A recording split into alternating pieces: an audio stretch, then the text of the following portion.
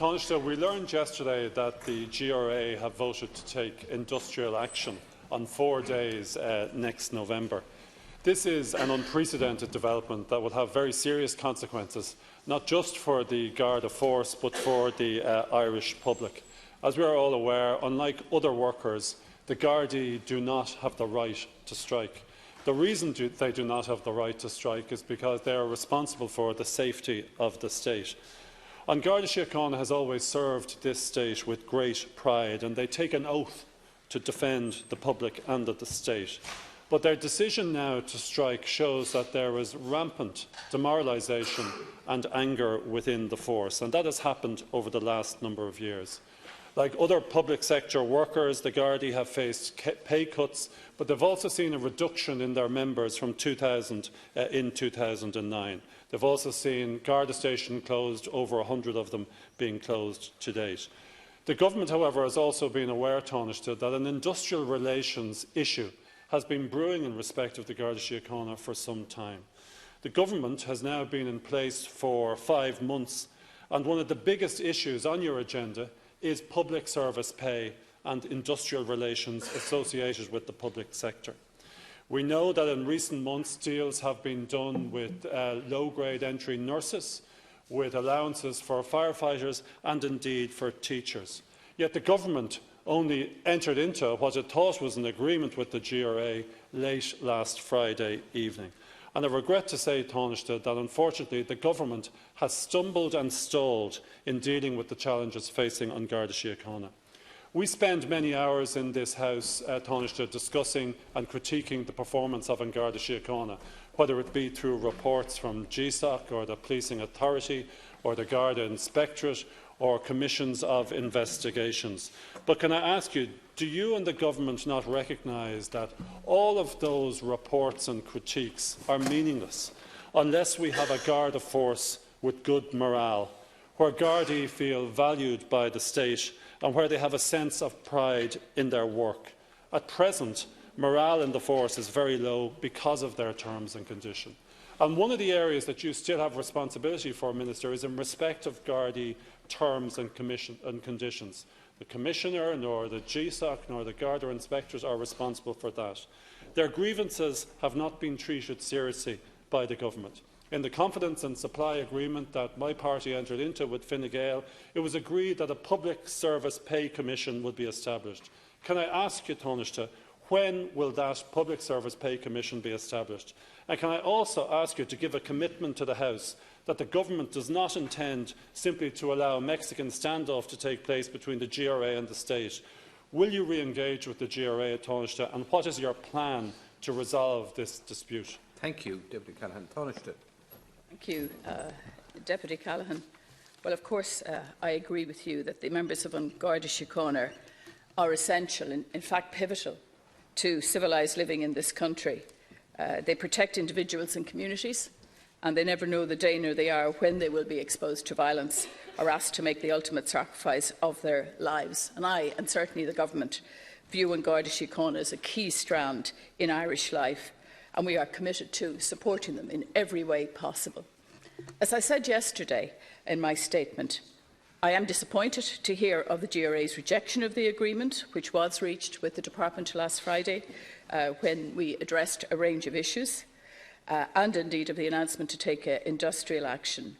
The agreement addressed in a very positive way many of the issues raised by the GRA in the course of negotiations, which in fact, contrary to what you said, have taken place over a number of months. The last 4 months there has been detailed negotiations between my department and the representative associations, including reaching agreement with AGSI, as you know. Let me make the point that the agreement addressed in a very positive way the issues raised in the course of negotiations. In particular, it sought to address the concerns they've articulated in relation to the pay of new recruits, the additional hours the Gardaí are required to work, their access to pay determination, which you've raised, and resolution bodies, and the completion of the review of An Garda Síochána. So all of those areas were addressed. Let me say that the resolution of the outstanding issues, and we've yet to hear officially from the GRA, and I obviously want to hear from them officially on the concerns that they have. They've been articulated in the public arena, but certainly I want to ensure that we hear from them directly to the department.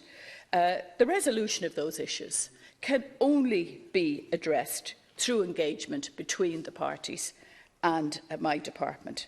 And my department continues to be available, and I want to reiterate this, to address those issues. Of course it is. And in order to facilitate that engagement, I want the GRA to set out to us their outstanding concerns in relation to the agreement. I think everyone in this House would agree that it would be most unfortunate if, rather than engaging further, action would be contemplated that would not be in the best interests of our communities, or indeed of Garda Síochána. Obviously, AGSI have raised a number of issues as well in relation to the Public Pay Commission, and you've asked for details of that. I'll address that in a moment. But let me make this point as well, that the government recognises that members of Garda Síochána, like all public servants, played their part, a very significant part, in stabilising the public finances and bringing about the economic recovery. They were subject to the same reductions as all other public servants over the course of the financial crisis, and similarly have benefited from the partial restoration of pay commenced on foot of the Lansdowne Agreement. Thank you, Taoiseach. Thank you. Taoiseach, I fear that the government yet does not realise the significance and danger of yesterday's announcement. We, as legislators, and you, as members of the executive, cannot allow a situation to occur where Garda Síochána see themselves as having no other option but to go on strike. The whole legal system in this state is dependent upon the Garda Síochána being available in the public and in the community in order to enforce the law. If they go off on strike, breaking the law, it puts our legal system in an extremely serious situation. You are the person who has responsibility for resolving this dispute. We know there are now 6 weeks available to the parties to resolve it before the first strike day occurs. We hope that what is not going to happen here is what happened in respect of the dispute between Dublin Bus and the Bus Workers Union. It is imperative that the government get involved in order to seek to resolve this dispute. It is more important than any other industrial dispute that is facing us. And the grievances of Garda Síochána need to be recognised and dealt with by your department in those talks. Thank you. Taoiseach, to conclude. I'm in no doubt whatsoever about the seriousness of this situation. That's why my department has engaged very intensively with the GRA, and, as I've made very clear to the House, are absolutely open, as I am, to meeting in order to resolve the outstanding issues. It's in the interest of everyone in this country. It's in the interest of Garda Síochána, as you rightly say. It's in the interest of the legal system. Right across the board, of course, we want to ensure that we can resolve this.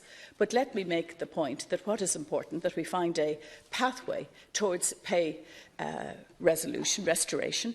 That's important. I heard a representative of the GRA saying that this morning. It is imperative that we find that way forward.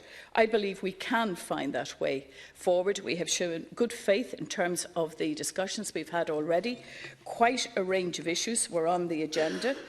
Let me just very briefly, in the time that I have, list some of the areas that were addressed in those talks: the lifting of the increment freeze, backdated, the restoration of the rent allowance, promotion opportunities to be increased on a pro-rata basis with increasing Garda numbers, review of Garda Síochána to be completed by the end of the year, commitment to review the appropriateness of voluntary overtime, no overtime this year, and by agreement with the Commissioner in the course of next year and the following year, and a range of other items that were on the table. So there's a very serious commitment to examine the issues. We certainly recognise, and I do want to conclude by saying, and I know it particularly well because I meet so many guards in the course of my work, we do know just how much guards suffered as a result of the economic meltdown.